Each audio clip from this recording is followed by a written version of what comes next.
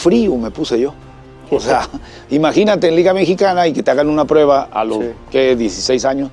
Pues sí, puse nervioso. Entre jardín izquierdo y central me tiro y choco con el jardinero izquierdo y me rompo el brazo. Era un partido donde Tim Johnson me dijo, pues uno nunca sabe, un turno más, pitcher zurdo. Y me tocó dar jonrón.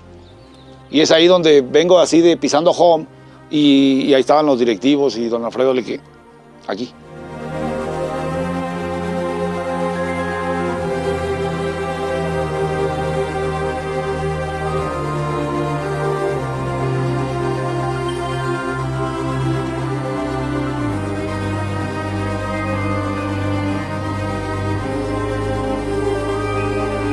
Para Daniel Fernández en el dugout de los Venados, cuando aquí nuevamente estaban viendo la repetición. Daniel Fernández corriendo ahora hacia adelante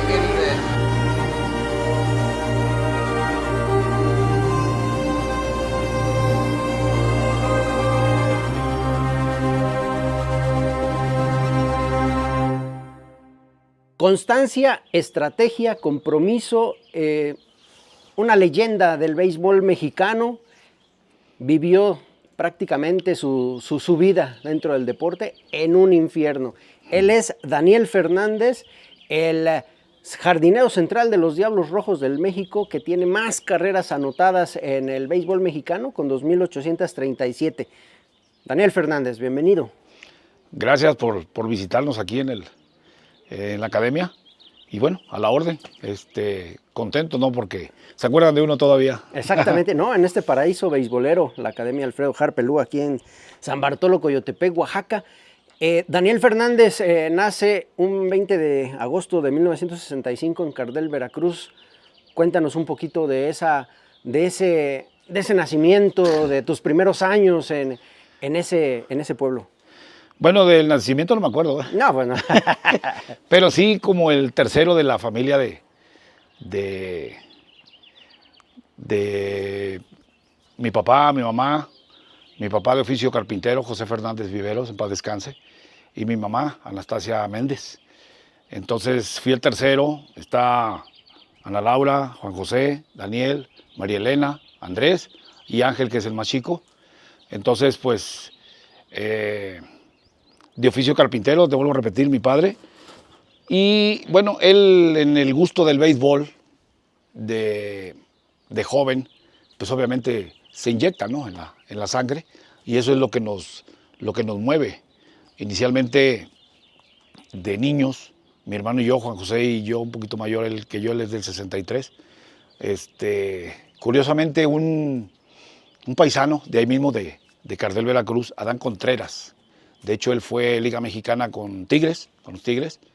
El acérrimo rival. Sí, ya retirado, fue a visitar él radica en el puerto de Veracruz y pasó por ahí, por Cardel, pues obviamente él nació allá. Y nos vio jugar en la calle, a mi hermano y a mí, pues peloteando ahí con lo que teníamos, porque pues no. Y ya fue donde le dijo, oye, José, ¿por qué no llevas a tus hijos a Veracruz? ¿Para qué? Son bien malos. No, es que mira, ya sabes, ¿no? Tengo un compadre, tiene 2 equipitos, en aquellos años 70s fue. Necesitan niños. Y pues no tanto, porque era una liga, la Liga Veracruzana, que apenas eran 6 equipos infantil menor, 6 equipos infantil mayor. No había la siguiente etapa juvenil. Entonces, pues ahí vamos, ¿no? Y sí, nos recibió muy bien el ingeniero Castellanos y su familia. Yo por la edad, pues entraba en la más chiquita, Foquita se llamó el equipo, y mi hermano en la mayor. Obviamente nos pusimos ahí, el ingeniero contento, de hecho nos abrió su casa, muy amablemente nos quedamos ahí porque se jugaba sábado y domingo. Y ahí es donde empieza a rodar todo el movimiento de Daniel por el gusto y la cosquilla esa del béisbol. Un béisbol ya organizado, Claro. Sigue uno creciendo. Mi hermano pues pasa a otra categoría, yo de igual forma a la infantil mayor, y pues se van acercando los niños. Tan así que mi papá hace otro equipo ahí en Cardel, íbamos a participar a Veracruz el sábado y el domingo nos pagaban la visita.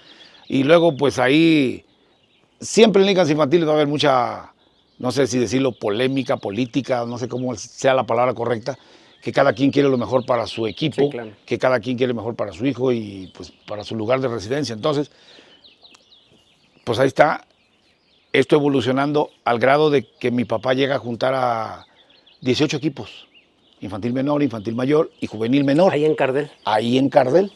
Entonces formalizó una liga. Pero bueno, Cardel es una ciudad pequeña y pues en aquellos años no se contaba con los apoyos ni recursos como para sostener una liga. El béisbol es realmente difícil. Así es. Una pelota te dura un foul. Y bueno, el aluminio, pero todo lo que implica arreos para los catchers y protecciones, en fin, muy complicado. Pero en todo ese tiempo, pues Daniel va y nos llevan a una selección, nos llevan a otra, por parte de ligas infantiles, por parte del gobierno del estado, y me fue bien. Claro. Pero siempre con el apoyo de papá y mamá que nos llevaban, nos traían, que nos daban para, íbamos a una gira, incluso una ocasión nos quitaron de un partido ahí en el Deportivo Veracruzano, estábamos por empezar a ver el juego del Águila de Veracruz, y pues llegó el manager de la selección del estado y dice, vamos a Hermosillo, ¿te vas o te quedas? No tengo nada. Dice, ya viene tu mamá de Cardel, pues me trajo mi maletita, mi guante, ya sabes, Vámonos. y ahí está, y jálese. Entonces, agradezco mucho eso porque pues, mi mamá y mi papá siempre fueron los principales soportes, ¿no? Para que pues yo fui avanzando, mi hermano siguió estudiando, yo seguí estudiando, pero con el béisbol, y pues no tengo más que agradecimiento para ellos, ¿no? Porque mira, ¿Dónde estás? ¿dónde estamos? Gracias a Exactamente. ellos. Aunque no fue fácil, ¿no? Por Nada ahí fácil. a veces tu papá reparaba algún bate, hacía alguna pelota hasta a lo mejor con papel y con hilos. Bueno, se las ingeniaban para que disfrutaran el béisbol. Pues precisamente ya que hablas de eso, pues mi papá de oficio carpintero reparó un bat y yo no entendía todavía que eran los Santos Reyes. Y fue precisamente uno de los Santos Reyes más bonitos que tuvimos porque mi hermano le amaneció un guante, a mí me amaneció un guante y un bate compartido. Obviamente una pelota que ya era de ligas pequeñas, pero ya era una pelota de béisbol. Entonces esto, te repito, fue algo muy, muy bonito. Una infancia difícil, complicada por la situación, pero ellos siempre se encargaron de que nosotros viviéramos esto. Y sobre todo esos momentos no se olvidan nunca. Jamás, ¿No? jamás. ¿No? Es algo que llevamos ahí y bueno, luego mis hermanos más chicos, pues viéndonos ya en béisbol, pues fueron creciendo con esa misma línea. Digo, no tuvieron la fortuna que tuve yo, porque la verdad me tocó una época difícil en el sentido de probar suerte. Fue una época donde acababa de pasar una huelga y hoy en día pues hay que reconocer que eso abrió la puerta a muchos como nosotros que hicimos carrera en el béisbol. Entonces, pues fuimos creciendo de la mano con el béisbol y te repito, Claro. contentos. Participaste también en un mundial de béisbol en 1976, allá en la Ciudad de México. También ha de haber sido... Correcto. Pues todas esas cositas que nos fueron llevando a destacando en el nivel regional, estatal, y luego pues nos tocó el mundial. El mundial donde fuimos a la Ciudad de México, pues éramos un buen de niños. Yo creo que era lo mejorcito en ese año del béisbol infantil y bueno, quedamos fuera. Lo tengo que señalar porque estaba el equipo México y como no pudo venir un país a participar, pues de todo lo que había se hizo el equipo Distrito Federal. Okay. Pero Como quiera que sea, participaste. ahí te voy. Yo estaba ya con el Distrito Federal, pero en ligas pequeñas siempre está muy marcado, fecha de nacimiento, el mes, año y todo lo demás. Entonces a mí me tocó pues, del 65 y se ocupaba que en cada equipo hubiera un número determinados nacidos en el 65. Y pues allá había dos y los cambiaron para acá y dos de acá, ahí voy yo. Entonces sí me tocó ser parte del equipo campeón en ese año. Y aunque poquitos turnos, de hecho sí, te lo comento y no se me olvidará jamás que fui el último out del torneo. porque jugamos un partido que fue el único que se perdió contra Cuba, que fue de día. Y Cuba, los partidos que le tocó perder, precisamente fueron de noche. Entonces, cositas de esas, ¿no? Que se le quedan a uno, Sí. y pues teníamos que, me parece que 12 años. No, Hace rato. y al final de cuentas cualquier niño sueña con pues jugar a un mundial y además eso permite, aunque fuera en la Ciudad de México, conocer. Como niño estás con la visión de tu casa, de tu pueblo, de tu gente, pero ya salir, conocer, es también parte de la experiencia bonita de un niño. Muy agradable, muy agradable. Hoy en día todavía contamos con amistades de aquellos años y sobre todo recuerdos, ¿no? Ya había fotos y estaba la revista Super Hit, que era lo que, Sí. que nos hizo un espacio, nos dio una portada y pues todavía puedo presumirla porque ahí estamos. Ah, excelente. Tienes 12 años, pero ya tus cualidades, tus habilidades ya empiezan te empiezan a ver, ¿no? 14 años, a pesar de que no hay academias y cosas de esas, pero a Daniel Fernández ya está en la mira de la gente de béisbol. No precisamente, fíjate que si bien es cierto, hoy en día sí, ya los niños de 11, 12, ya andan todos los scouts tras de ellos. En aquel tiempo no. Sí teníamos ese gusto, esa ilusión, por decirlo, algún día ser portador de un uniforme de Liga Mexicana y había esa cosquilla, ¿no? Porque te repito, esa revista de Super Hit era la que pues, veíamos a los peloteros. Seguimos desarrollando en el béisbol y sí llega el momento en que a los 16 más o menos, pues ya jugábamos como cualquier liga. Pero bueno, con 16 años ya entonces sí volteaban a ver al joven. Y es donde recibimos una invitación, algo que no funcionó fue precisamente en Puebla, y es a raíz de ese movimiento que hubo en aquellos años. Lo de Estoy la hablando nave. de 1982. Fui y bueno, sí, tengo un recuerdo del señor Jorge Fitch, donde prestó atención cuando el famoso, que le llamamos ahora tryout, no, antes era, ve tú a probarte, o sea, era un jugador por cada, no sé, y hicimos la prueba, tiramos de centerfield, nos corrigieron obviamente porque pues veníamos del rancho. Siempre de jardinero estabas. Sí, y la prueba fue precisamente del jardín central. Hoy en día se hace del jardín derecho, pero bueno, los tiempos cambian. La cosa que, pues como quien dice, fui aceptado, pero no pasó de ahí. ¿Por qué? Pues, la sencilla razón de que no era esa organización que se esperaba, o sea, muchas cosas. Ahí voy de regreso a la casa, yo estaba estudiando en el CEBETA, Centro de Bachillerato Tecnológicos Agropecuarios, número 7, en Úrsulo Galván. Y bueno, cursamos la carrera de técnico pecuario, pero pues simple y sencillamente por ir a probarnos, pues perdimos el semestre. Sí. Al grado de que cuando yo regreso, pues de cierta manera derrotado, ¿no? Porque pues, no era lo que yo creía.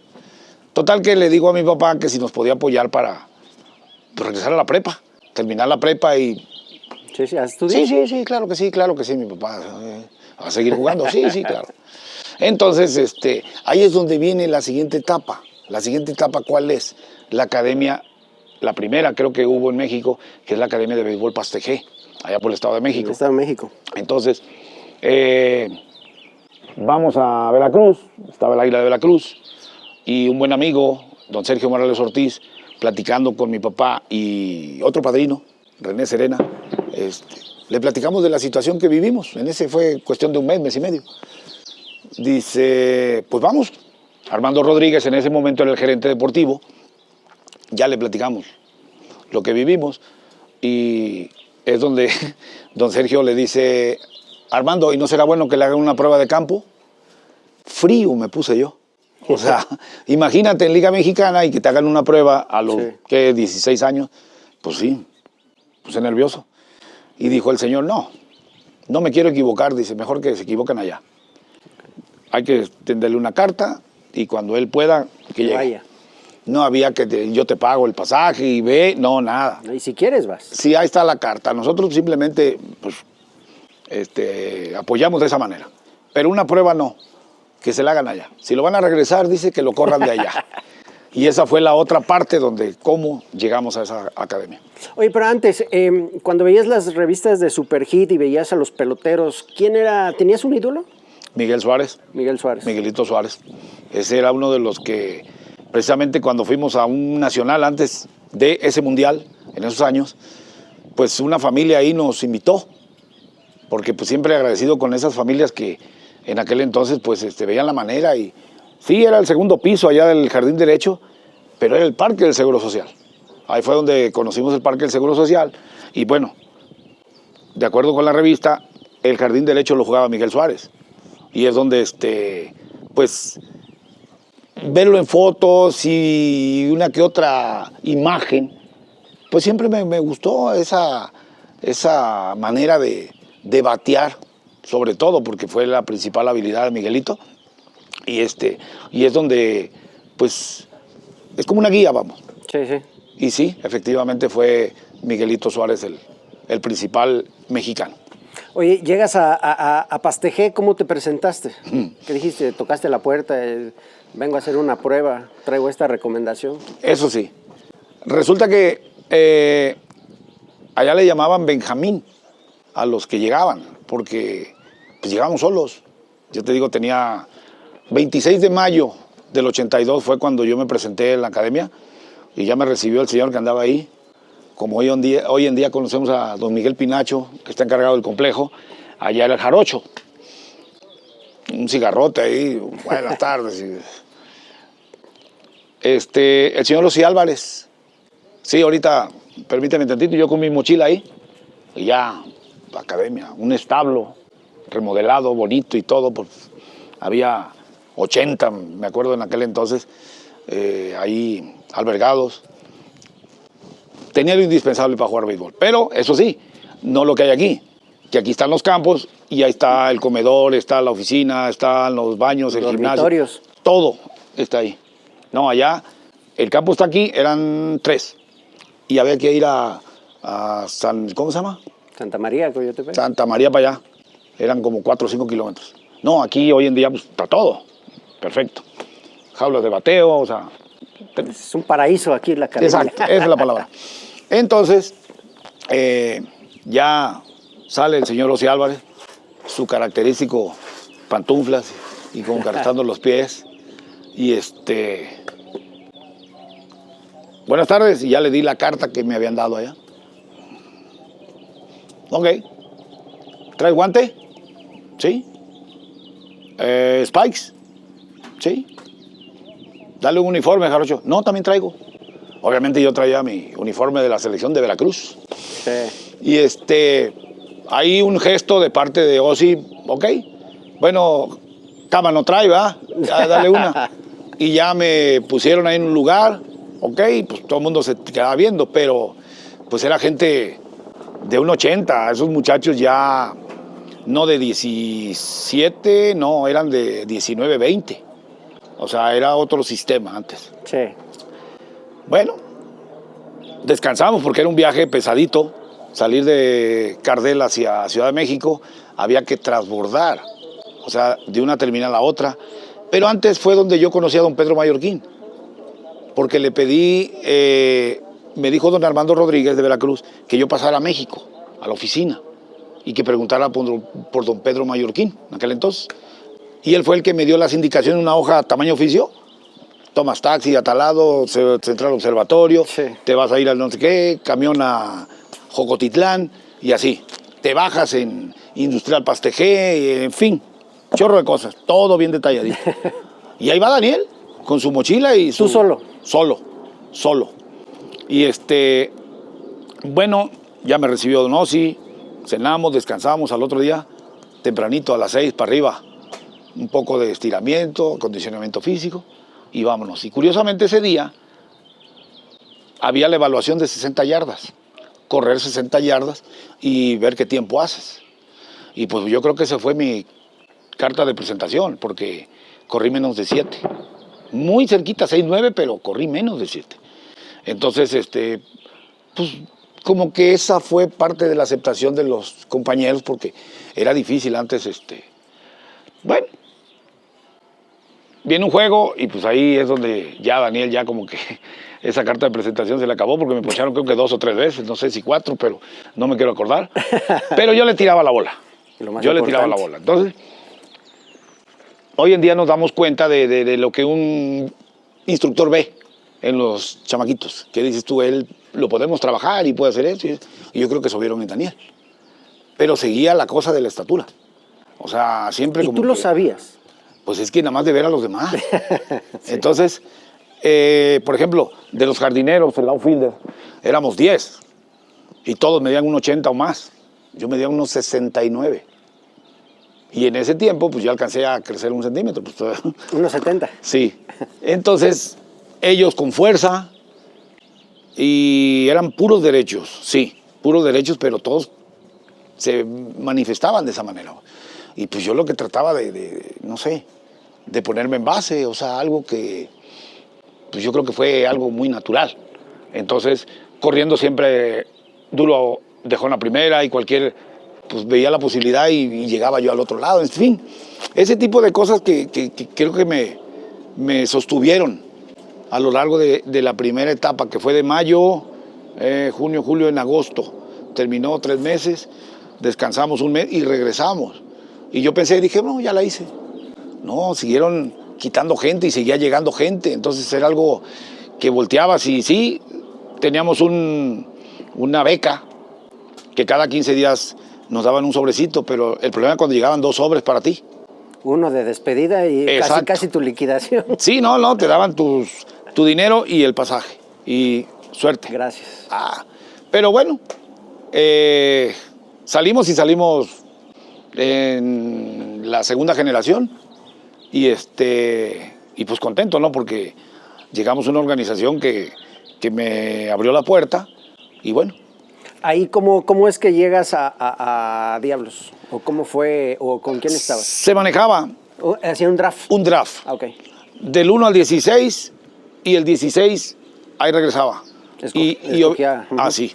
Entonces a Diablos le tocó el 6 y bueno, o sea, viendo todos esos, dije yo el 6, acá, está bien. Ángel Figueroa fue el que hizo una recomendación, un buscador de los Piratas de Pittsburgh, que en aquel entonces pues estaba muy cerca de la academia. Y bueno, draft número 6 y pues a darle. Diablos Rojos del México, pues también, híjole, o sea, se veía nublado. Sí. Se veía pesado porque pues Diablos Rojos siempre, o sea, ha sido el protagonista en Liga Mexicana. El rival a vencer. Exacto. Entonces, pues obviamente siempre ha contado con novenas muy competitivas. Entonces había que meterse. ¿Cómo? Pues cuando nos dieron la oportunidad a ver qué hacíamos, si algo. Y eso fue la parte en Daniel que pues yo salía a calentar con el right field o con el jardín derecho o el izquierdo, no sé. Y me mantenía pendiente pero pues... La expectativa nada más. Exacto. En tu casa, cuando terminas el curso ahí en la academia, eres drafteado, te agarra Diablos, tu papá, tu mamá, tu familia, ¿qué te decían?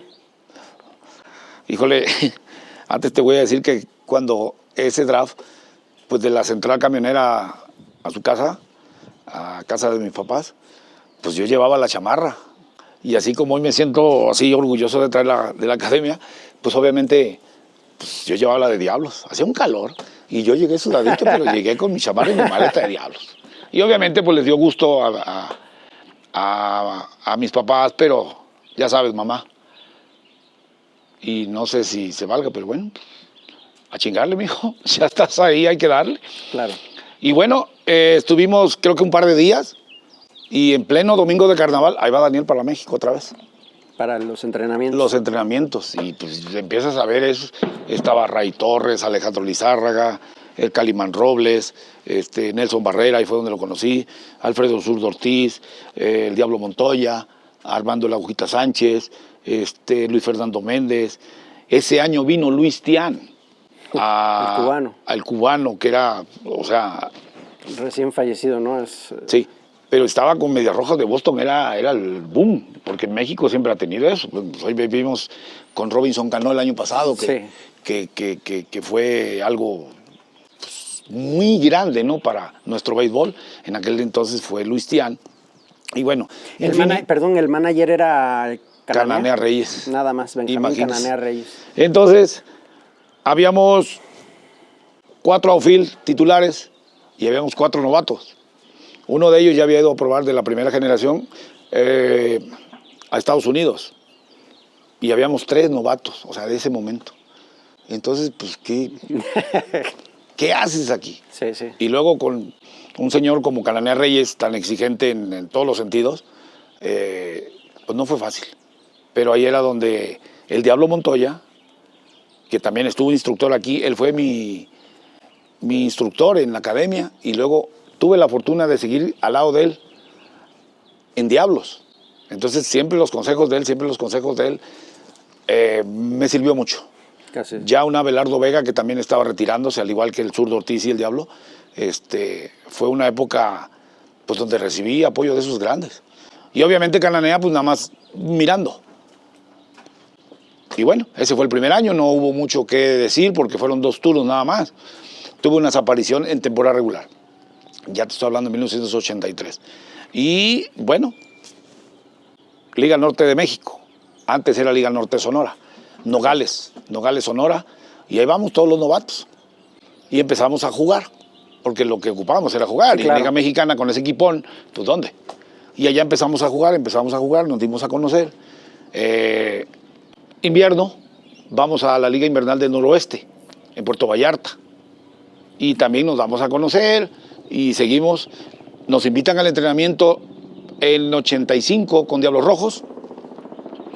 Y me fue bien, pero no fue suficiente. Porque, pues, te repito, Ray Torres y toda esa gente, o sea... Y es donde me dicen, ¿sabes qué? Aquí tienes, vas a ir a jugar a Cafeteros de Córdoba, necesitamos que juegues y bla, bla, bla. Así lo tomé yo en ese momento. ¿Por qué? Porque pues decía yo, espérate, si tuve buena pretemporada, ¿por qué no me dan chance? Ya sabes. A esa edad, ya te estoy hablando que tenía yo 20 años, ¿sí? Fue en 85. No, 84. 84 que jugaste con Cafeteros. Tenía 19 y ya, pues como que uno se quiere comer el mundo en esa edad. Sí, sí. Y en lugar de irme a Córdoba, me fui a Cardel. ¿Pensabas en que mejor me voy a dedicar a otra cosa? Que era injusto. Que era injusto. Sí. Y entonces, mi papá pues como que no me dijo, mamá, sí me dijo, dele. Ándele, va hasta el Córdoba, ya está su tía, cualquier cosa, pero esto escogió, dele. Ahí está mi maletito otra vez y ahí voy para Córdoba. Tu mamá, como toda mujer, yo creo que usaba ese sexto sentido y decía y sabía que lo ibas a lograr. Pues sí, sí. Y a veces, bueno, lo que he visto, que la mamá, no, mijo, ya quédate aquí, ya sabes, no hay bronca, ya, ¿no? Sí. No, ella no.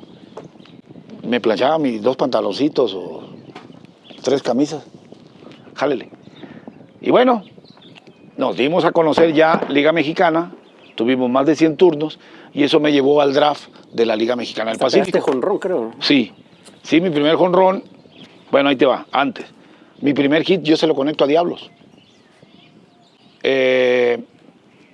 Fue el 5.º turno para ser exactos, porque los primeros 2 fue el 83, 2 rolas, y luego ya vine acá y en la primera serie contra Diablos me dan la oportunidad y es donde en el tercer turno conecto, porque me habían ponchado ya 2 veces y conecté un doble. Ya sabes, ¿no? Llegué segunda y todo. Me felicitó Armando Sánchez. El shortstop era Juan Dinamita Hernández, entonces ya me conocían porque había entrenado con ellos. Y bien. ¿Y tú contento de no solamente dar el doblete, sino dárselo a Diablos? Y no pensaba en eso. ¿No? Antes, no sé, yo creo que a esa edad, si nos damos cuenta, no, ahora sí, no como ahora, no, que tenemos, o no tenía yo esa parte de decir, ahora sí, para que vean, no. Yo lo disfruté, sí, porque era el primero. Al rato, sí, tiempos después, pues sí, ok, ya, pues se lo di a Diablos. Y lo sigo manifestando de una manera, creo yo, pues con ese gusto. Claro. Pero no por decir, se lo di a Diablos. O sea, yo creo que no crecí con eso. ¿Por qué? Porque ya tenía yo 2 entrenamientos. Y el objetivo en Diablos siempre ha sido ganarle al resto de los equipos. Nosotros no íbamos contra uno. Sí. Nosotros íbamos contra todos. Y eran juegos de exhibición. Desde entonces, el señor Cananea Reyes nos enseñó a eso. Que salíamos un partido de exhibición y salíamos a ganar. Si teníamos un turno, teníamos que buscar hacer lo mejor para Claro. sobresalir. Es que al final de cuentas tienes que ganar hasta en las canicas, ¿no? Si no, ¿para qué te metes a jugar? Es correcto. Entonces, bueno, ya al siguiente año, Te va muy bien en ese 84 con Cafeteros de Córdoba. pues más de 100 turnos. Tuvimos creo que un 260 de porcentaje. Y te repito, me doy a conocer, porque viene esa parte también que di un jonrón. Y curiosamente fue con casa llena. Pero ya no fue contra Diablos. Fue contra Aguascalientes, si mal no recuerdo. Entonces, me dieron para que yo agarrara esa confianza. O sea, de Diablos me prestaron Fue a una Córdoba. inyección de Exacto. Y eso me llevó a que me draftearan en Guaymas, la Liga Mexicana del Pacífico, igual con Cananea Reyes. Pues obviamente ya me había visto jugar, jálate. Me draftearon, jugué, antes empezaba el 9 de octubre, jugué lo que fue octubre, y de ahí, ¿sabes qué? Las cosas no van bien, vas a Liga Menor. Otra vez Puerto Vallarta. Terminamos, vengo a México, Diablos, y pues yo ya estaba más confiado, ya había visto lo que era el béisbol y todo, y es donde me dan la oportunidad de quedarme en el equipo. Entonces yo jugaba con con lanzadores derechos, el jardín derecho. ¿Por qué? Porque hubo un movimiento que Nelson Barrera fue a cambio a Chicago White Sox y trajeron a John Cangelosi, un center field que pues después de que lo quitó Diablos, que regresaron a Nelson, él jugó 13 o 15 años, me parece, Grandes Ligas. Entonces, pues ese era el problema. Era el problema porque pues ese muchacho bateaba a las 2, corría, en fin. Pero bueno, yo empecé como right field, derecho, pero Cananea se dio cuenta, le digo, porque esto fue palabras de él. Dice, tú estás adelante de él y él cuando te ve robar, él hace algo para que no robes. Todavía no alcanzaba yo esa parte. Sí, claro. Entonces, ya es donde yo jugaba con zurdos, porque con zurdos todavía no, me ponían en el right field y de noveno bate. Y luego me dan la oportunidad de estar incluso, cuando este señor regresa a Estados Unidos, a mí me dan el center field y me dan la oportunidad de jugar de noveno bate, con pitchers zurdos y ya con derechos como primero. Y ahí es donde va Daniel. ¿Ya fuiste ganándote tu lugar? Sí. Pero para playoff, como que había la duda de mi parte, más no de Cananea. Porque en ese 85 llegan a playoff, aunque no dirige Cananea al final, me parece, porque estaba ya un poco... No. ¿Sí? Él estaba en Él sus estaba. cabales. No, ya la temporada fue casi para llegar al... ¿Qué? No me acuerdo. Pero fue otra casi 10 años, creo que después de eso. Entonces, es donde me dice, ¿sabe qué? Ese que va a tirar hoy es descontrolado. Póngase ahí usted y trate de una base por bola. ¿No? Es descontrolado. Ok. Beli Sarballo, no se me olvida, un muchacho zurdo grande, señor. Enseguida me puso en 0-2. Y volteé yo así, nada más o sea, ese señor siempre tuvo algo que te decía las cosas, sí, en ocasiones a esa edad, te molestaba, te incomodaba, pero yo creo que está en uno la manera de recibir ese tipo de consejos, de regaños incluso, y ahí estuvimos. Pero yo creo que también el Cananea Reyes, por todo esto que comentas, él vio algo en ti. Él vio algo y él sabía, pues, ¿no? Que quién iba a llegar a ser Daniel Fernández. Pues ahí es donde él influye de que se regresaran los movimientos. John Cangelosi a Estados Unidos y Nelson Barrera a Diablos. Y fue donde él dijo que había primer bate para varios años. Pues por varios años nada más estuviste, ¿cuántos? 26 temporadas en Liga Mexicana. Bien, 25. Porque el primer año fueron 2 turnos y ya la última que tuve un turno nada más para retirarme contra Guerreros. Pues nada más eres como jardinero central de Diablos, más de 2,000 partidos jugados, no sé cuántos de manera consecutiva, bueno. Sí, un chorro de cosas que la verdad volteo y no se da uno cuenta. Porque no te das cuenta. Bendito Dios que nos dio la salud para tantos años y la fuerza de estar ahí en un equipo tan competitivo, porque pues no fue nada fácil. Ahí tenías que destacar. ¿Y cómo? Pues integrándote al equipo. Ahí nunca individualidades, porque venía el señor Nelson Barrera y te bajaba de tu pedestal, o venía Armando Sánchez y venía y te decía cómo eran las cosas, o venía un señor como Maximino León, un consejo como el del Diablo Montoya, el Zurdo Ortiz, Abelardo Vega con sus instrucciones. En fin, era realmente un equipo que a los muchachos, pues obviamente pues, no lo podían hacer que porque ya salía en la portada de Super Hit. No. Camina. Aquí todavía no es para correr. Y eso, pues, te repito, con todas esas enseñanzas y pues nos llevó a aguantar tanto tiempo.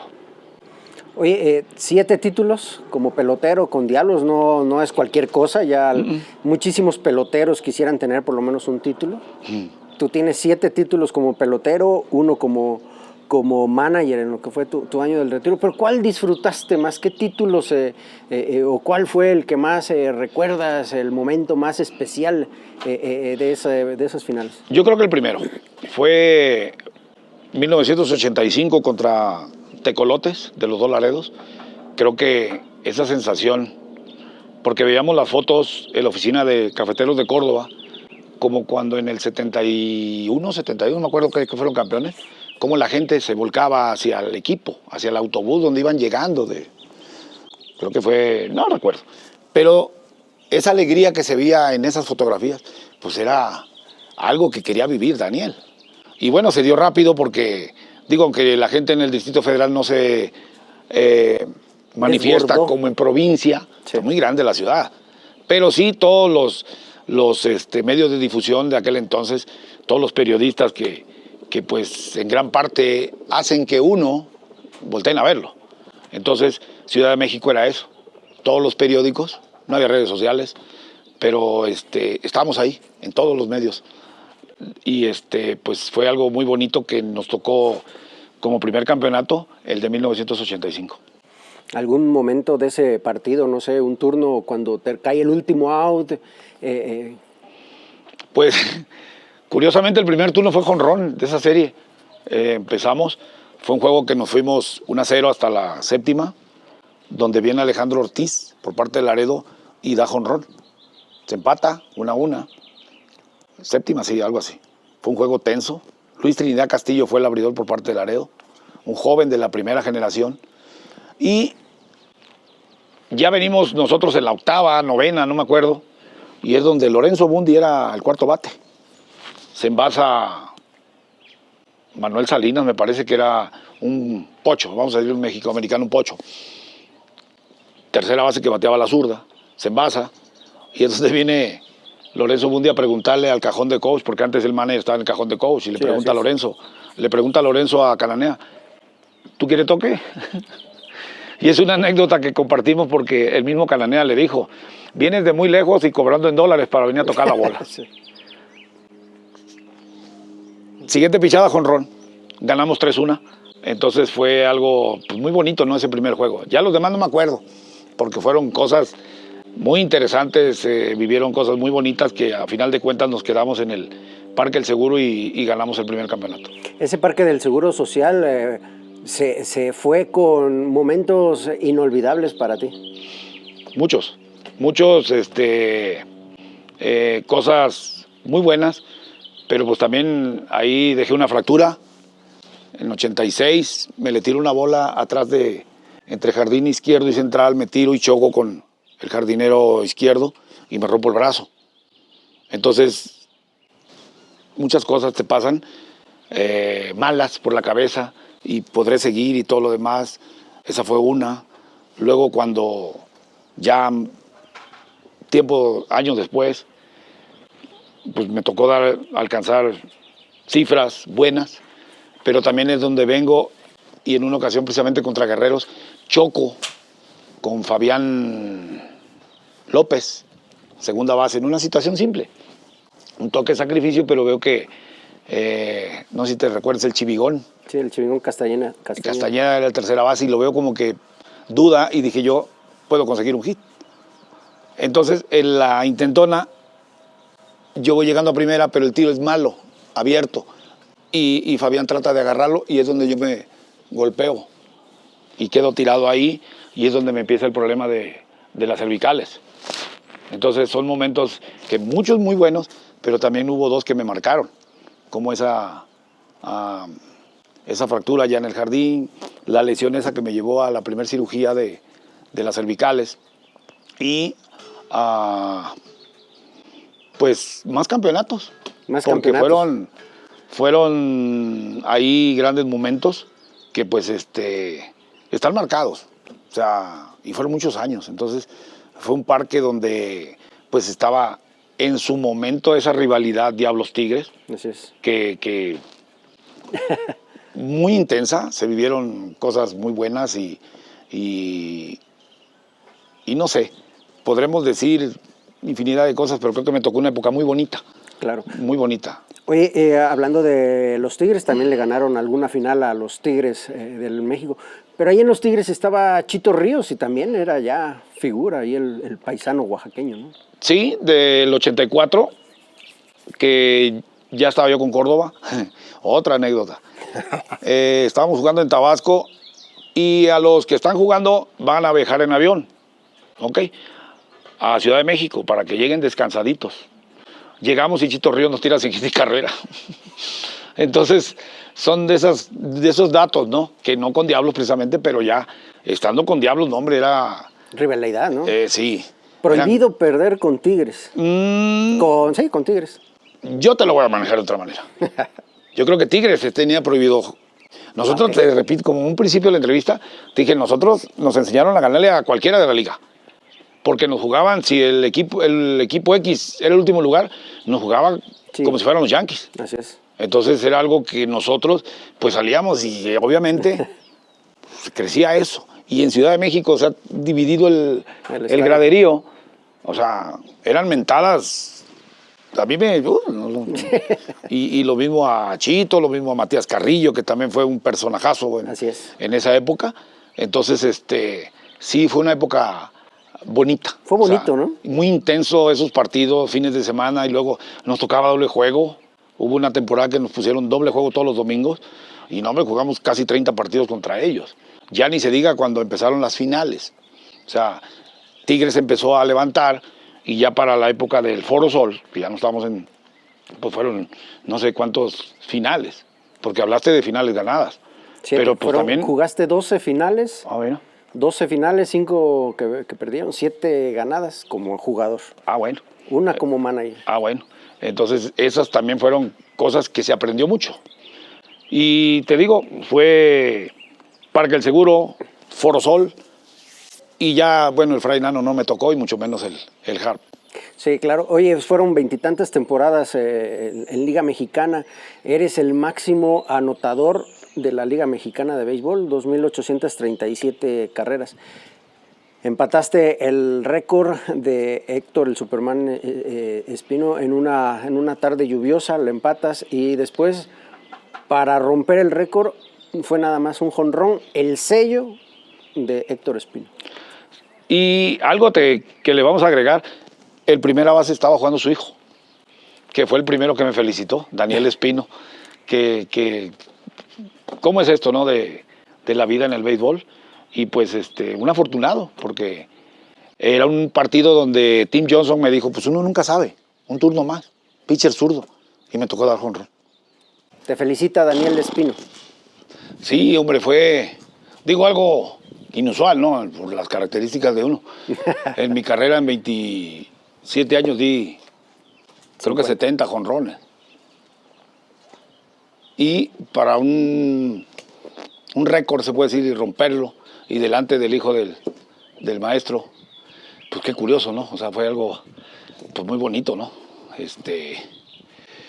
Obviamente la conferencia que tuvimos después del juego, pues lo invitamos, porque qué mejor testigo, ¿no? Que, Sí, claro. que su hijo y no sé, algo muy bonito. Don Alfredo estuvo ahí con nosotros, don Pepe Marrón, y fue un momento que disfrutamos mucho. Y yo creo que más porque das el jonrón, anotas la carrera para romper el récord ante una leyenda y posteriormente te convertirías en leyenda. Todo se ha ido poniendo, se alineó para que fueras llegando a todos esos puntos de tu carrera. Definitivamente, y hay una cosa bien importante que después de ese encontronazo que me di, que es donde tengo la primera cirugía, pues hay muchas cosas que no hubiera alcanzado. ¿Por qué? Porque era algo que ya se me dormía el brazo y era una cirugía, digamos, inevitable porque de no haberla hecho pude haber quedado cuadrapléjico, le llaman, ¿no? Sí. Con todo respeto, algo que me iba a sacar por completo del béisbol. Es donde el doctor Cuauhtémoc, ahí en Toluca, me opera las cervicales, me puso una placa y pude jugar todavía 7 años. Y esos 7 años me dio para esas cosas que están ahí en los libros y todo. Está plasmado. O sea, entonces, pues sí,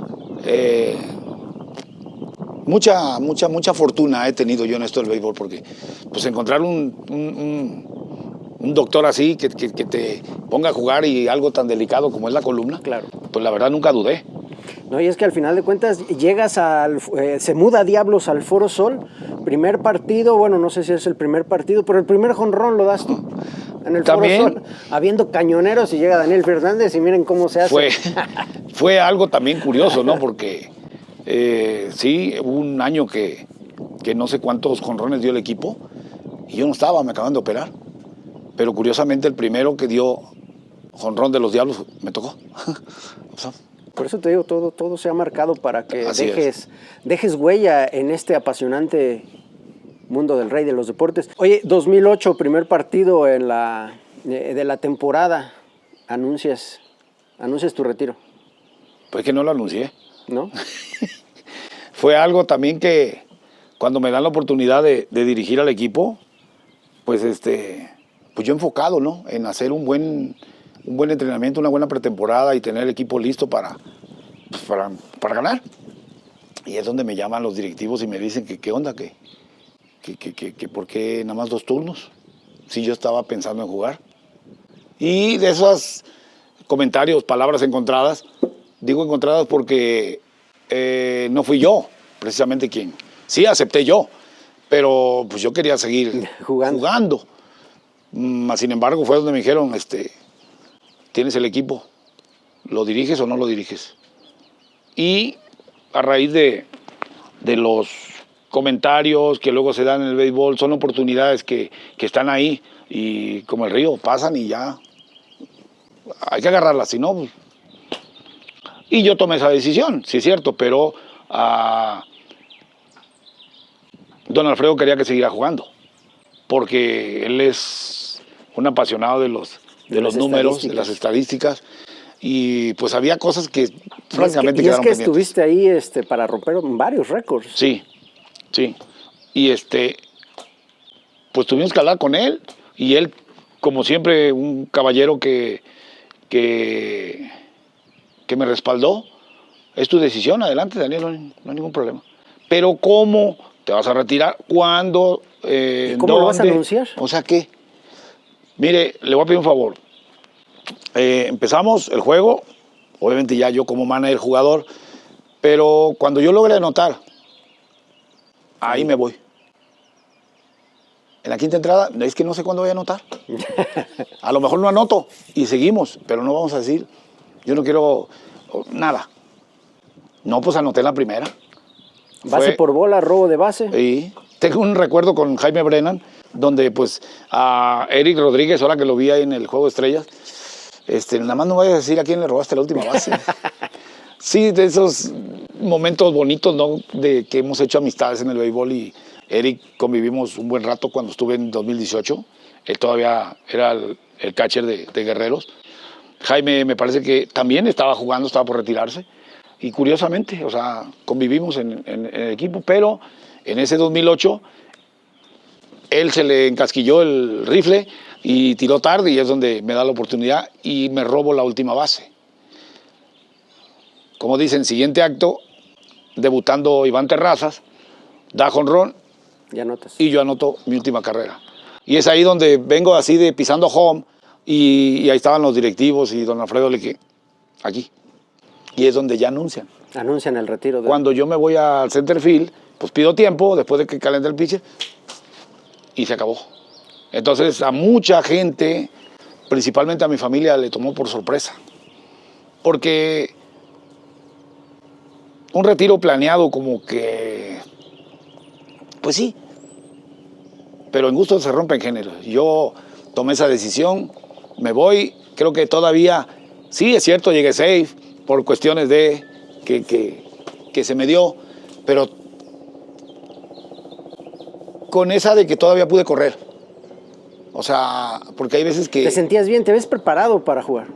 No le digo que me dijo la directiva No, que por si eso, con pero, 2 turnos... Pero previo tú estabas pensando en seguir jugando. Ah, sí, yo tenía que anotar. Igual que todos los días, igual que todos los juegos, la meta era anotar. Porque sí, obviamente para anotar te tienes que envasar. Y la colaboración del resto de los que vienen detrás de ti para yo poder anotar. Claro. Entonces, esa era la idea. Y fue con lo que me quedé en mi retiro, que nada más denme la oportunidad de anotar una última carrera. Oye, cuando termina de calentar el pitcher, estás en el jardín central y empiezas a recorrer para dejar el diamante. Y va a ser la última vez que vas a pisar el diamante como pelotero profesional, activo. ¿Qué va sintiendo? ¿Qué va pensando Daniel Fernández? Me imagino que la gente pues entregada a ti. Sí, fue un momento bonito y no difícil, no difícil, sí pensando en ello, que bueno, ok, pero oiga, jugué mucho. Yo no sé, o sea, 25 años completos, fueron muchos turnos, fueron muchos juegos, fueron en ambas ligas, o sea, no paraba. Y paré cuando una cirugía, pero en esa cirugía yo tuve más de 60 juegos. Una temporada de Liga del Pacífico eran 65 precisamente. Entonces, yo creo que pues uno nunca, dijeras, queda satisfecho, ¿no? ¿Por qué? Porque había otras cosas que escribir. Pero el tomar la decisión cuando te retiras, que te retires a tiempo, que no te retiren. Y eso era lo que venía yo pensando. Obviamente, acá tenía yo un atorón porque vino Bojorques, que ya en ese momento, ¿qué? Y no podía hablar. Entonces me fui acercando y pues se para el juego porque viene Guerreros, que prácticamente somos de la familia, y todos vienen a despedirse. Prácticamente fue una despedida. Omar Rojas era el manager, si mal no recuerdo, que convivimos juntos también en Diablos. Entonces, de Diablos ni se diga, estábamos todos. Y bueno, a darle, dijera mi mamá. Órale, escogiste eso, órale, y pues tratar de hacer lo mejor posible las cosas. Ya en una nueva faceta, y bendito Dios, debutando y ganamos. Eres campeón como manager. Sí, o sea, fue algo pues, muy bonito. Pues es que al final de cuentas esos peloteros tocados por Dios tienen algo especial que contagia a los peloteros. Nelson Barrera cuando llega como manager, jugador ahí, y es campeón también. Sí. ¿No? O sea, son jugadores únicos. Pues, te digo, es algo que le buscamos y le rascamos y ya pasó. Pero ya pasó y pasó bueno. Sí, claro. Te repito, ha habido, por eso te decía de las finales, ¿cuántas perdimos? Bueno, también perdimos 5. ¿Cuántas ponches? ¿Cuántos? Infinidad de cosas. Que quieres hacer un recuento y No vas a no acabar te da. nunca.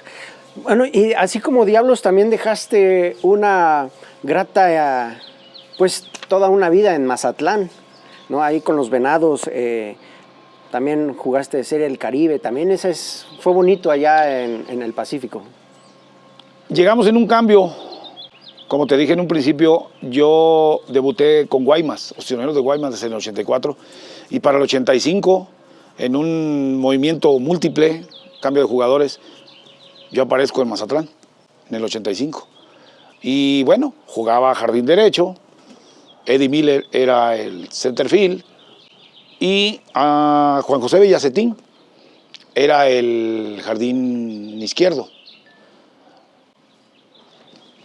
Igual, o sea, yo había jugado poco en aquella liga, pero pues hay que decirlo, Carlos Paz en paz descanse hace unos días, me da la oportunidad de ser titular, incluso por encima de Juan José Bellacetín, que ya era un pelotero establecido. Entonces, pues, no te digo que dije, de aquí soy. No, me daban juego y trataba de hacer lo mío. Y eso, pues, al Manner Le gustó. le gustó y ahí estaba, al grado que Eddie Miller decía, hey, yo puedo jugar right field. Morenito él, que jugó con San Diego. Y no, o sea, de ese tipo de no discusión, ¿no? Sino de pláticas de que tú puedes jugar centerfield, en fin, muchas cosas. Pero te digo, me gané la confianza y el cariño de la gente porque así me lo tenía programado Dios y contento, ¿no? Por ello, porque fueron 18 temporadas con el equipo, fueron 3 campeonatos, finales perdidas, no tengo el dato, pero también fueron varias, y 3 series del Caribe. Una fue la primera en Hermosillo, en el 87, en el 90 y tantos, en Mazatlán, y la otra fue en Puerto La Cruz, Venezuela. Pero pues no tuvimos resultados como los tuvo ya en una época muy bonita donde estaba Juan José Pacho como manager, unos equipones que puso México, y contento, ¿no? Porque pues también fueron momentos que vivimos ahí, nos tocó ya como aficionados estar ahí en esos eventos, principalmente el de Mazatlán. Imagínate, desfile de carnaval en domingo y había un tercer juego en el estadio Teodoro Mariscal y la gente pues, no sabía ni para dónde, pero la gente de béisbol ya ahí estuvo.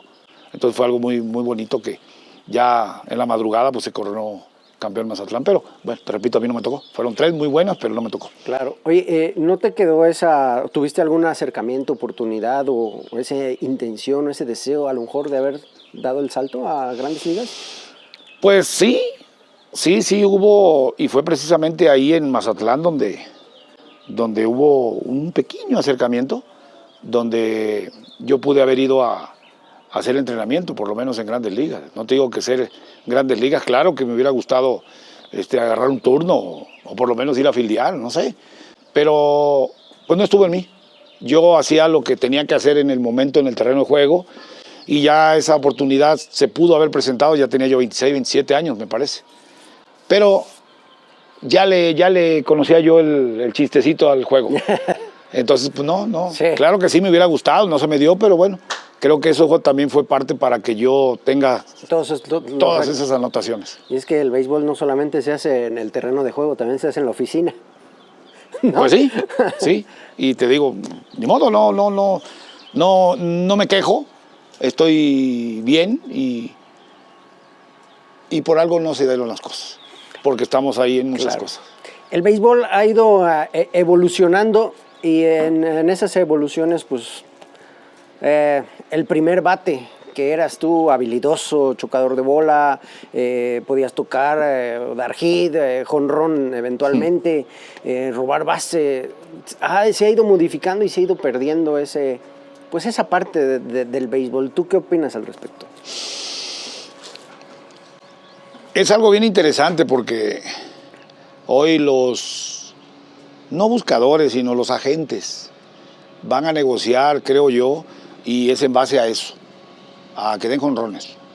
El manager yo creo que siempre ha querido tener en su equipo un primer bate, un orden.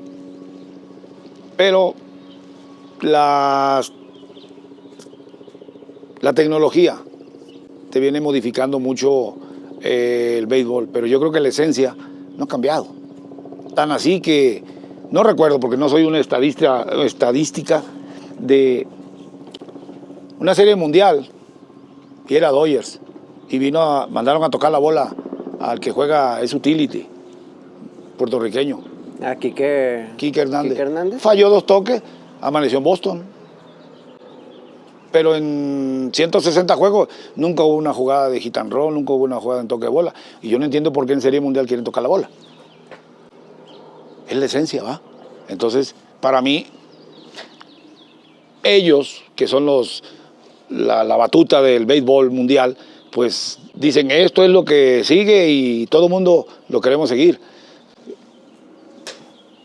Yo viví una época, la disfruté, me gustó la función que me encomendaron, traté de hacerla, porque te digo, nadie es perfecto y menos en béisbol, pero pues eso que atrae a la gente también creo que es el hit and run, creo que es el que trata de sorprender, el que trata de hacer ese tipo de béisbol, pues.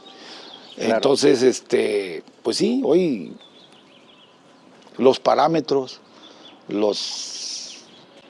o sea, son jonrones. Sí. ¿Sí?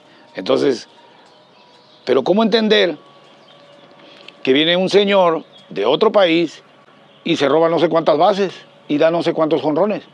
O sea, si fuera nada más el béisbol dar jonrones, ¿usted cree que se iba a preocupar a alguien por robarse o romperse una pierna en segunda? Sí, claro. No. Entonces, eso es lo que a veces yo, en lo particular, veo que no acomodan las ideas de otra gente. Ahora, sí, los números son importantes, pero los números hay que hacerlos. Claro. Antes no los puedes hacer con tus ¿cómo le llaman? Perdón por la palabra, pero cuando estás casi adivinando el futuro de un pelotero. Si me da 40 jonrones y me anotan, no. O sea, no. Anteriormente los números los ibas haciendo desde home play o lanzando, ¿sí? Entonces, es otra época, la respetamos, porque sí hay muchas cosas muy buenas, ¿sí? Como esos videos y todo lo demás, pero pues ahora están así, de una tablet, ¿no? Sí. Y no ves el juego. Entonces antes era eso, estar ahí pendiente del pitcher, de qué movimientos hacía, porque si yo le podía conectar, envasarme, y luego cómo hacía yo para robarme una base. No, hoy es bateo. Y hoy es eso. Claro. Oye, peloteros como tú, como Alfonso el Houston Jiménez, como Enrique Aguilar, peloteros que no son muy altos de estatura, con tanta tecnología que hay ahora, ¿hubieran jugado en esta época? Pues es que ahora es dar jonrones. Houston Jiménez era muy habilidoso, tenía mucha fuerza porque usaba un batezón así que parecía un polín. Pero por ejemplo un Armando Sánchez, hoy yo nada más comparo a alguien así como este muchacho que está en Padres de San Diego, Arraez, que es bateador de promedio, que no es característica en dar jonrones, sí los da, pero es un tipo que se mantiene en las bases, o sea, llevando a sus contrarios, a sus lanzadores, a conteos. O sea, un bateador de esos de contacto por turno se mete 7 picheos. Y hay grandes bateadores con mucha fuerza que 3 picheos ya están listos. O dieron jonrón o simplemente no se envasaron. Sí. Entonces, ese tipo de bateadores como Arraez es acá como los que mencionaste. Houston, Enrique pues tenía mucha fuerza, mucha fuerza, porque le aprendió el truquito ese a batear. Entonces, esas habilidades, Armando Sánchez ocupaba todo el abanico, bateaba por todos lados. Y zurdos y derechos. Entonces, Armando sí no corría tanto como pues, el Houston, que era más rápido. En mi caso, que pues, un machucón lo convertía en envasada, en infield hit, o un error. Provocábamos eso. Entonces, pues tal vez sí pudimos haber jugado. Pero yo creo que a lo mejor esos parámetros en los aparatos a lo mejor no los hubiéramos dado. Y al final de cuentas, esos peloteros que mencionamos mexicanos, pues tú eres leyenda. Alfonso Houston Jiménez, pues igual jugó en grandes ligas. O sea, creo que la tecnología en un punto particular de vista deja muchísimos peloteros sin la que tienen facultades, cualidades y que pudieran llegar más lejos, pero la tecnología los está limitando. Creo que la parte humana está fallando en ese punto, mi punto de vista. Y es que ahora también desde chamaquitos, por eso te decía yo hace rato, no era tan de 12, 13 años. Hoy en día sí. Hoy en día ya hay unos aparatos que te calculan dentro de 5 años. Si tiene 12, el tipo va a medir un 80, un 85. Antes no. Y digo, todavía creo que alcanza esa parte, y lo tengo que decir, Ramón Urías. Ramón Urías y su hermano no son grandes. Más sin embargo, tienen una habilidad para hacer esa defensiva, pero tienen el respeto de ese bate. Entonces, no tienen esa potencia de un brazaletón, no sé. Hay muchos en grandes ligas, pero ellos se han mantenido ahí en grandes ligas. Sí. Entonces, creo que, no te digo que nosotros sí pudimos haber jugado. Houston jugó, pero Houston jugó la época aquella de los 80s. Y bueno, el resto ya no. Entonces, también ocupamos ese granito, ¿no? de suerte. Claro. Sí, porque pues lo que hicimos en el momento, en los primeros 5 o 10 años, como para decir, tiene oportunidad, vamos a dársela. Lo que dijiste, hay oficinas también que trabajan en ello y pues simplemente no se acordó y ahí sigue. Entonces, pero sí, fue complicado. Nosotros veíamos de otros países a un Beliar. ¿Te acuerdas de Rafael Beliar, ese que jugaba con Atlanta? Octava y novena entrada, defensiva. Era raro que agarrara un turno.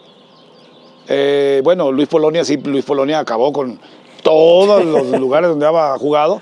Y hablo específicamente de los tamaños, ¿no? Sí, exacto. Entonces, él jugó muchos años en grandes ligas, en su país tiene todos los récords, aquí vino y también Con los Tigres, ¿no? Con los Tigres hizo pedazos de la liga, entonces eran contados, o sea, era uno de cada 100 tal vez.